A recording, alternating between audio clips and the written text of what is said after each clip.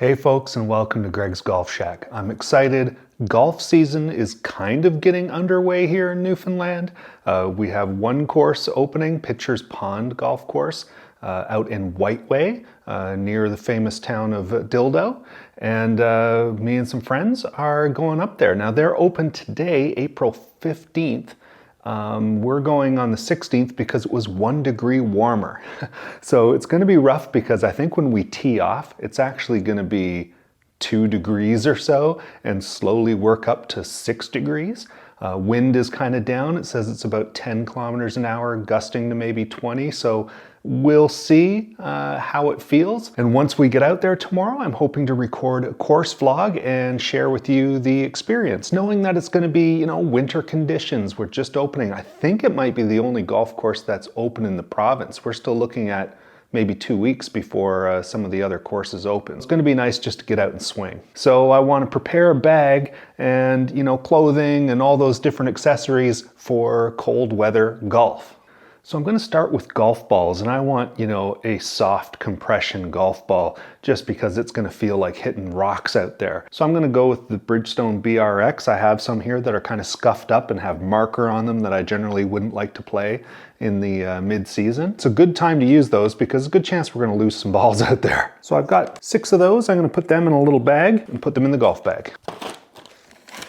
I don't know if 6 is going to be enough with this kind of weather and, trying to get back into the swing. So I also have some TaylorMade Project Day that have some marker and logos on them. I won't be using these, indoors because the logos and marker can mark up the screen.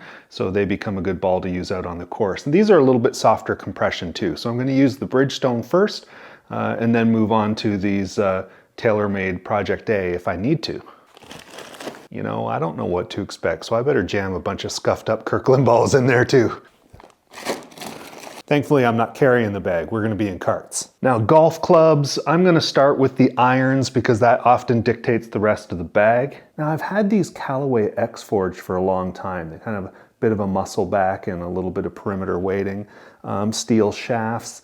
They might feel a little hard out on the course in the cold weather.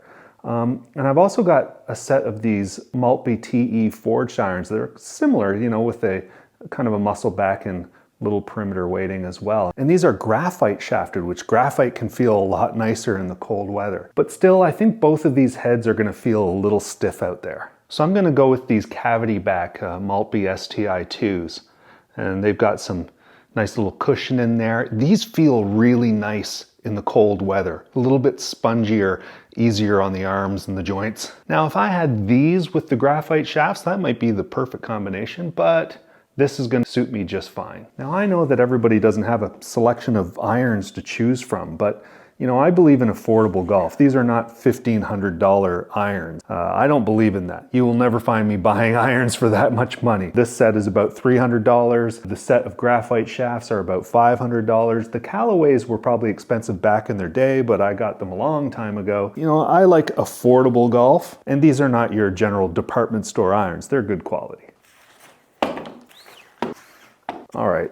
I'm going 5-2 gap wedge there with this set. I don't want to be hitting 4 irons in this cold weather, but I've got kind of a gapping issue on the high end and on the low end. So, with the gap wedge, that's a 48 degree gap wedge. And I also like to play a 60 degree. So I could put a 52, a 56, and a 60 in there for 4 degrees apart, but that's not going to leave me much room to work with the big clubs. So I'm going to go with this Maltby TSW 54 degree wedge. That has about 10 degrees of bounce. So that should help me get the ball out of some precarious lies and, be a good club within that 100-yard range. And for the 60 degree, I have this old TaylorMade Z groove, which really kind of grabs the ball and helps it stop. I don't know how these greens are going to be rolling. They could be, a little bit bumpy or a little bit slow. So I think I want a club that's going to check up so I can fly the ball to the hole and hopefully stop it a little quicker. And I think this 60 degree can help me do that. Plus it's got really low bounce. It's only a 6 degrees of bounce and there could be a lot of tight lies out there. So this might help me get under the ball for a little bit of cleaner contact. Now I think hybrids are going to be the go-to clubs in this early sort of season when conditions could be a little precarious. So I've got some old Callaway Diablo Edge Tour hybrids here, a 3 and a 4. They're going in the bag. Now the interesting thing about this is this 4 hybrid is 24 degrees of loft. This 5 iron is 25 degrees of loft. That is, pretty close together, but just the makeup of the club and the sole design of the hybrid, I think this 4 hybrid is still gonna go about 10 yards further than this 5 iron. And I'm just comfortable having it in the bag there. So we're gonna see how it works. All right, I want a fairway wood in the bag. I'm gonna go with this KE4 Maltby 4 wood, which is 16 degrees. I don't wanna struggle trying to get a low lofted 3 wood up in the air. I need something to kind of break up that gap nicely between the driver and that 3 hybrid, which is 21 degrees. So 16 degree fairway wood going in the bag. Now for a driver, my gamer in the mid-season is this M4 TaylorMade driver, has that twist face technology and everything. I think club flexibility could be an issue. And I've actually cracked 3 different driver heads, and conditions could have something to do with that. So I'm gonna leave this one out of the bag for now. Now I've got this old R9 TaylorMade driver. I feel really comfortable with it. Feels good in the hands, gives me some confidence, and it's pretty old, so hopefully nothing happens to it. But if it cracks or something in the cold weather, I'm not gonna be overly heartbroken at this point. Now I know some folks are going to say, golf clubs aren't affected by cold weather. Look, almost all materials become a little bit more brittle and less flexible in cold weather.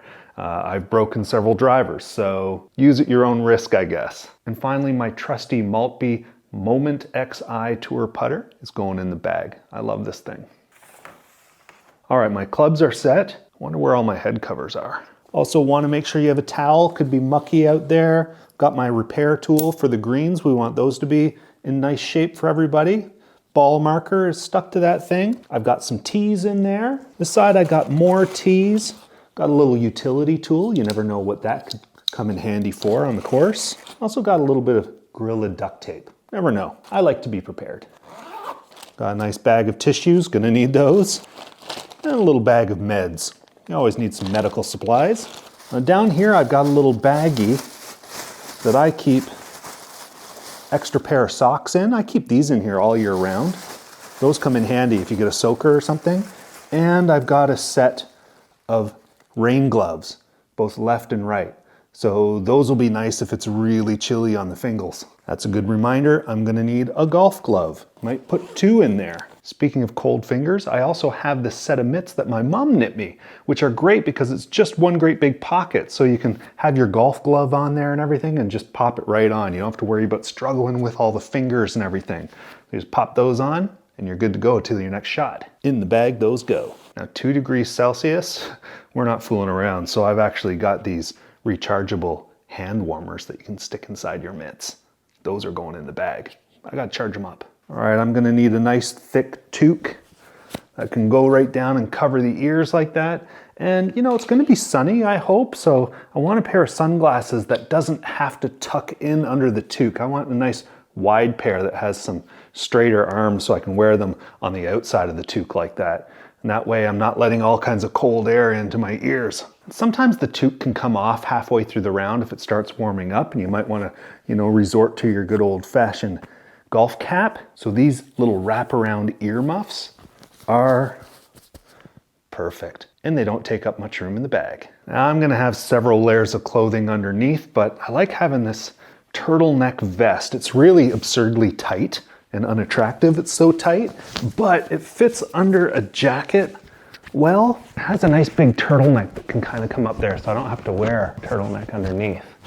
And it's nice and snug, keeps my body in there. Now for outerwear, I really don't know. I want to take a windbreaker because it might just warm up enough. These are dark colors, and if the sun comes up, it might be okay. So that will roll up really small and go into a pocket in the bag. But I've also got this big, woolly sort of sweater, and this might be the best outer layer to go with. Take it in the truck anyway, in case I need it. And this early in the season, grass hasn't really been growing. It could be a little wet and mucky, so I'm gonna go with these water resistant spiked shoes just to give me a little bit better grip and keep the feet dry just in case.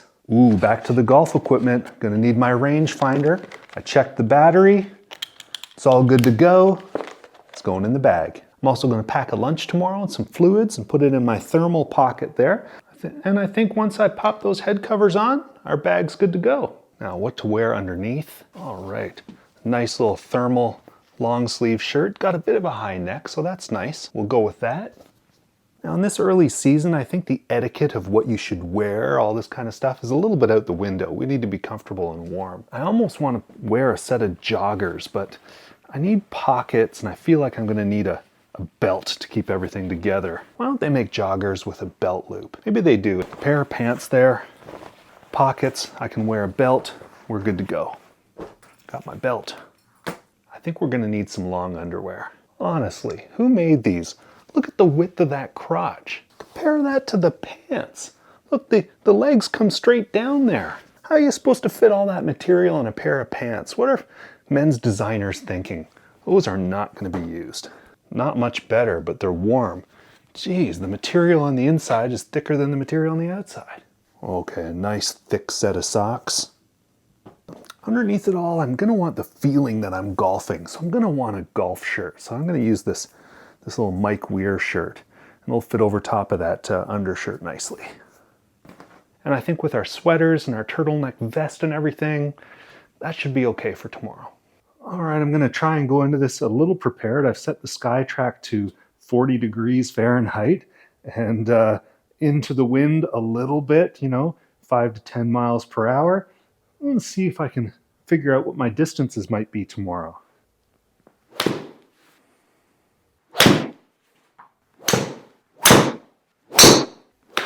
Well, it looks like I'm losing about 15 yards of distance on average in these weather conditions across the bag. Losing even more distance with the bigger club. So I'm going to have to play for that, take that into account tomorrow. Now I've got to prepare the body for tomorrow. I've got to loosen up a little bit and get ready for this.